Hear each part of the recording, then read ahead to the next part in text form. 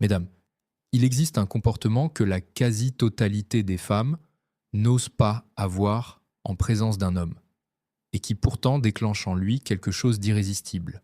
Pas du désir, pas de l'attraction, quelque chose de plus profond, de plus durable, un mécanisme d'attachement biologique, involontaire, que la plupart des femmes ne savent même pas qu'elles peuvent activer. L'homme ne comprend pas lui-même ce qui lui arrive. Mais il pense à vous le soir, en rentrant chez lui, le matin en se réveillant, dans les transports, dans les moments creux. Et ça ne part pas facilement. Dans cette vidéo, je vais vous expliquer pourquoi ce comportement fonctionne au niveau neurologique, d'où il vient, comment vous l'utilisez, et surtout, pourquoi la majorité des femmes font exactement l'inverse, sans s'en rendre compte. Je m'appelle Léo, je suis psychologue, et ça fait 11 ans que j'écoute les hommes me parler de leur vie amoureuse. Ça fait 11 ans que je les écoute me raconter toutes ces choses qu'ils n'oseraient jamais raconter à leurs copines. Assez parlé, on est parti. Avant de vous révéler ce comportement, je veux vous parler d'une confusion fondamentale. Une confusion qui coûte très cher à beaucoup de femmes. La confusion entre désir et attachement. Ce sont deux choses radicalement différentes et pourtant on vous apprend à travailler exclusivement sur le désir. Le maquillage, les vêtements, la façon de sourire, la façon de parler, ce qu'on dit, ce qu'on ne dit pas, ce sont des choses qui servent à quelque chose. Je ne dis pas le contraire. Mais tout ça reste dans la phase de luxure. Ça génère du désir. Et le désir, ça ne rend pas un homme amoureux. Ça ne crée pas un lien émotionnel. Ça ne crée pas l'attachement. Ce sont des mécanismes distincts neurologiquement. Et c'est là que se trouve le vrai problème. On investit massivement sur ce qui génère du désir. Et on ne touche jamais à ce qui génère de l'attachement. Alors les femmes se retrouvent dans des situations où l'homme est attiré mais ne s'implique pas, où il est présent mais n'avance pas, où il dit des choses douces mais n'est pas vraiment là, et la femme ne comprend pas parce qu'elle a fait tout ce qu'on lui a dit de faire. Ce n'est pas un hasard, c'est mécanique. Pour qu'un homme tombe vraiment amoureux, il faut activer autre chose. Un mécanisme plus profond, plus ancien biologiquement. Et ce mécanisme ne se déclenche pas avec les mêmes signaux que le désir. Pour comprendre ce mécanisme d'attachement, il faut comprendre une chose fondamentale sur le cerveau masculin. Les hommes sont biologiquement des êtres de conquête. Leur système de récompense est câblé pour la chasse, pas pour la possession. Quand un homme désire quelque chose et qu'il l'obtient facilement, la dopamine monte et ensuite elle chute rapidement. C'est neurologique. Ce n'est pas une question de volonté, ce n'est pas une question de caractère. C'est du câblage évolutif qui date de centaines de milliers d'années. Donc concrètement, ça veut dire quoi pour vous ? Ça veut dire que plus vous êtes prévisible, plus vous êtes disponible, plus vous facilitez les choses, et moins il y a de dopamine dans son cerveau quand il pense à vous. Moins il y a de tension. Et l'incertitude, une incertitude douce, pas de l'insécurité, mais de l'incertitude douce, c'est l'un des carburants les plus puissants de l'attachement masculin. Ce que ça veut dire concrètement, c'est que la femme qui fait tout bien, qui répond vite, qui est toujours disponible, qui dit toujours ce qu'il faut dire, cet homme-là, il l'apprécie. Il est content, il est confortable.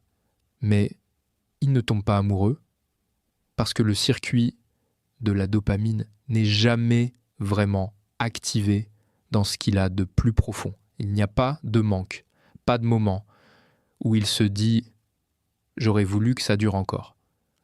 En revanche, la femme, qui a quelque chose d'insaisissable, pas froide, pas distante, mais qui a une vie, une intériorité, une autonomie réelle, une femme qui ne se dissout pas dans sa présence à lui, cette femme-là active quelque chose dans le cerveau d'un homme qui est très difficile à éteindre, l'ocytocine, la vasopressine, ces hormones de l'attachement. Chez l'homme, elles ne se déclenchent pas facilement. Elles se déclenchent dans des moments précis, des moments où l'homme a l'impression d'avoir accédé à quelque chose qui avait de la valeur, quelque chose qui n'était pas acquis d'avance, quelque chose qui aurait pu lui échapper. Et c'est là qu'arrive ce comportement. Écoutez-moi, le comportement dont je vous parle, c'est le simple fait de partir en premier, concrètement, dans un moment de connexion. Un moment où la soirée est belle, où la conversation est profonde, où il y a de la chaleur entre vous, de la complicité. Un moment où lui, inconsciemment, n'est pas encore prêt à ce que ça se termine, où il voudrait que ça continue. C'est à ce moment précis que vous partez en premier, pas froidement, pas brutalement, avec douceur, avec un vrai sourire, avec chaleur. Vous posez peut-être une main sur son bras, 1 seconde, 2 secondes. Vous le regardez vraiment, pas un regard de convenance, un regard vrai. Et vous dites simplement « c'était vraiment bien ». Et vous partez. Ce comportement, il fait plusieurs choses en même temps, et c'est pour ça qu'il est aussi puissant. La première chose qu'il fait, c'est envoyer un signal de valeur. Un signal qui dit « j'ai une vie, j'ai des choses qui comptent. Pour moi, je ne suis pas là à attendre que tu décides si tu restes ou si tu rentres. C'est moi qui décide. » Ça, c'est immédiatement différent de tout ce qu'il rencontre habituellement. Parce que la majorité des femmes, dans un moment agréable, avec un homme qui leur plaît, restent. Elles restent par peur de rater quelque chose, par peur que ça ne recommence pas, par manque. Et ça, il le sent, pas toujours consciemment, mais il le sent. La femme qui part en premier envoie exactement le signal inverse. Elle dit sans le dire « je suis bien dans cette vie. Tu es un plus dans ma vie, pas une béquille, pas une nécessité, un choix. » Et neurologiquement, vous partez au moment où la dopamine est au pic, au moment où il est dans cet état de connexion agréable, de chaleur, de plaisir de vous avoir en face de lui. Et ça crée un vide, un manque. Et ce manque, c'est le début de l'attachement chez l'homme.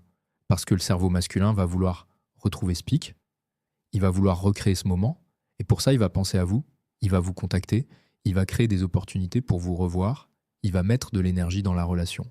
Et cette énergie qu'il met, elle crée de l'attachement. Parce que les hommes s'attachent à ce dans quoi ils investissent. C'est une règle que j'observe depuis 11 ans, sans exception. Un homme qui n'investit pas ne s'attache pas. Un homme qui investit, qui pense, qui planifie, qui cherche à vous revoir, cet homme-là développe un attachement réel. Et vous venez de créer les conditions pour qu'il investisse. Je me souviens d'un homme que je voyais en consultation. Il me parlait d'une femme qu'il fréquentait depuis quelques semaines. Il me disait « Léo, je ne sais pas ce qu'elle a, mais à chaque fois qu'on passe du temps ensemble, le temps file trop vite. Et quand elle part, je reste là à me demander pourquoi je ne l'ai pas retenue. » Il était tombé amoureux, vraiment, profondément. Et cette femme, elle était toujours la première à partir, pas par stratégie froide, pas par calcul, par dignité naturelle, par amour d'elle-même. Elle avait une vie qu'elle aimait, et ça se voyait. Et lui, il voulait faire partie de cette vie-là. Maintenant, ce que je veux que vous compreniez, c'est que ce comportement, il y a une façon de le faire qui fonctionne et une façon de le faire qui ne fonctionne pas. Et la différence est importante. Première erreur.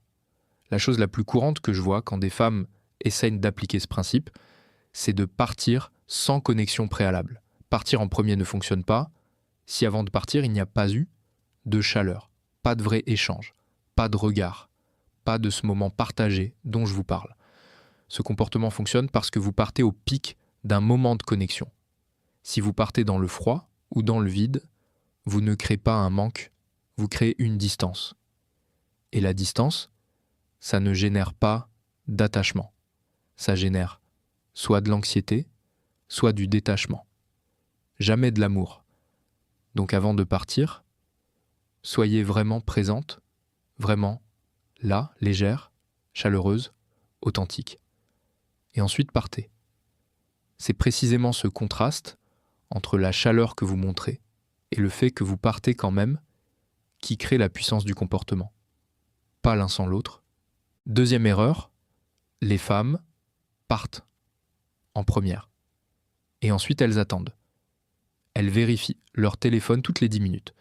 Et s'il ne contacte pas dans l'heure, elles lui envoient un message. Ça, c'est annuler tout l'effet de ce qu'elles viennent de faire. Parce que le message que vous venez d'envoyer avec votre départ, c'est « j'ai une vie ». Et si 2 heures plus tard, vous envoyez un « t'es bien rentré ?», Le vrai message que vous envoyez, c'est « j'attendais de tes nouvelles ». Ces deux messages sont contradictoires. Et le cerveau masculin va naturellement garder le dernier. Partez et continuez votre vie. Pas en faisant semblant, vraiment. Allez faire cette chose que vous aimez. Voyez ces amis que vous n'avez pas vus depuis trop longtemps et laissez le silence faire son travail. Dans ce contexte, c'est votre allié le plus puissant. Troisième erreur. Et c'est une confusion que je veux démanteler complètement. La confusion entre forteresse et froideur. Ce sont deux choses totalement différentes. La forteresse, c'est une chaleur sélective, une présence pleine et entière, mais qui n'est pas acquise, qui n'est pas automatique, qui se mérite. La froideur, c'est l'absence de chaleur. Et l'absence de chaleur ne crée pas d'attachement, elle crée de l'anxiété ou du détachement, jamais de l'amour. Ce comportement doit venir d'un endroit chaud en vous, d'une femme qui a vraiment passé un beau moment et qui a une vie qui l'attend, pas d'une femme qui exécute une technique. Les hommes sentent la différence, ils ne la formulent pas toujours, mais ils la sentent. Un homme qui sent que vous jouez un rôle, il admire peut-être la technique, mais il ne tombe pas amoureux. Un homme qui sent que vous êtes réellement comme ça, que vous avez réellement cette vie, ce rapport à vous-même, cette légèreté. Cet homme-là, quelque chose en lui bascule. Quatrième erreur. Ne produire ce comportement qu'une seule fois. L'erreur classique. Une femme découvre ce principe, elle le fait une fois, elle voit l'effet, elle voit qu'il la contacte plus vite, qu'il est plus présent, qu'il s'investit davantage, et ensuite, elle retombe dans ses anciens schémas, elle devient disponible, elle répond immédiatement, elle est toujours là quand il veut la voir, et l'homme, imperceptiblement, commence à décrocher. Pas parce qu'il l'a décidé, parce que la chimie a changé, parce que la dopamine a baissé, parce que le mécanisme de la chasse n'est plus activé. Ce comportement, ce n'est pas une technique ponctuelle. C'est la manifestation d'une posture intérieure. C'est avoir suffisamment d'amour pour vous-même pour ne pas vous dissoudre dans quelqu'un d'autre, même quelqu'un qui vous plaît énormément. Et cette posture, elle s'entretient, elle se construit. Ce n'est pas quelque chose que vous faites, c'est quelque chose que vous êtes. Écoutez-moi bien, ça touche à quelque chose de plus profond, votre style d'attachement. Les femmes qui savent s'éloigner au bon moment, tranquillement, sans drama, ce sont des femmes qui ont un style d'attachement sécure. Elles n'ont pas besoin que cet homme reste pour que la soirée ait été belle, elles savent que leur valeur n'est pas conditionnelle à son regard. Elles ont construit quelque chose en elles qui ne dépend pas de l'autre pour tenir debout, et ça, un homme le ressent profondément. Parce que c'est exactement ce qu'il cherche, même s'il ne saurait pas le formuler. Il cherche une femme qu'il choisit. Pas une femme qui a besoin de lui. Une femme qui pourrait vivre sans lui. Et qui choisit de ne pas le faire. C'est ça le charme féminin. Dans sa forme la plus puissante, ce n'est pas la beauté, ce n'est pas l'intelligence, ce n'est pas la performance. C'est cette autonomie profonde, ce lien émotionnel fort avec soi-même, cette femme qui est entière, qui a une vie, qui a un intérieur riche et qui vous ouvre la porte de cet intérieur-là. Cet homme-là, il ne veut plus repartir. Il investit, il crée, il construit. Parce qu'il sent qu'il a accédé à quelque chose de rare, quelque chose qui n'était pas acquis, quelque chose qui aurait pu lui échapper. Et c'est là que se trouve la vraie connexion émotionnelle. Pas dans la disponibilité permanente, pas dans le fait de tout faire pour lui plaire, dans ce paradoxe d'être complètement là quand vous êtes là et complètement libre quand vous partez. Maintenant que vous comprenez pourquoi ce comportement active le mécanisme d'attachement chez les hommes, la question qui se pose naturellement, c'est comment rester cette femme-là sur le long terme, une fois que la relation est installée. Parce que créer l'attraction, c'est une chose, rester celle qu'il choisit chaque jour, mois après mois, c'est autre chose. J'ai fait une vidéo entière là-dessus, elle est dans la description et en commentaire épinglé. Je vous conseille vraiment de la regarder maintenant, c'est la suite directe de ce qu'on vient de voir ensemble. À très vite.